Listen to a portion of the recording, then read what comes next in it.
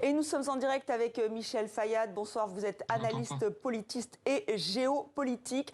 Téhéran frappé au cœur, on l'a dit, des raffineries ciblées. Et maintenant, cet aéroport de Machhad. Quel est l'objectif d'Israël selon vous?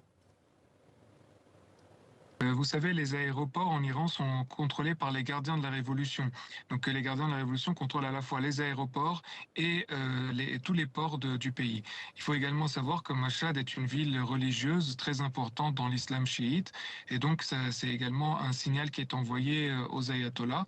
Et il y a également eu des frappes plus tôt dans la journée contre Qom. Et Qom est également une des principales villes religieuses chiites du pays. Donc l'objectif d'Israël, c'est vraiment de mettre à terre ce régime iranien. On en est là aujourd'hui? En tout cas de l'affaiblir au maximum.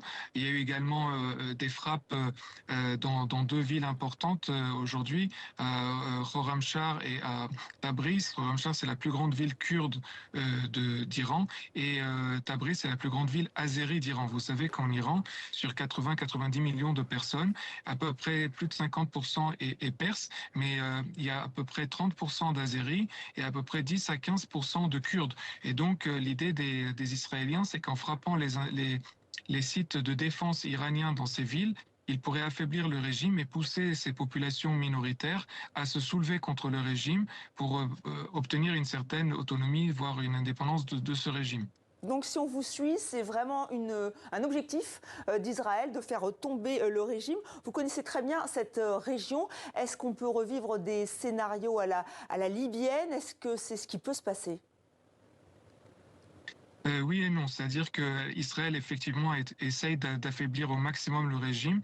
Par exemple, en 24 heures, ils ont quand même tué le conseil militaire du guide suprême, Ali Shamkhani. Ils ont tué le chef des gardiens de la révolution lui-même, ainsi que le chef de la force Al-Quds, donc la force d'élite des gardiens de la révolution.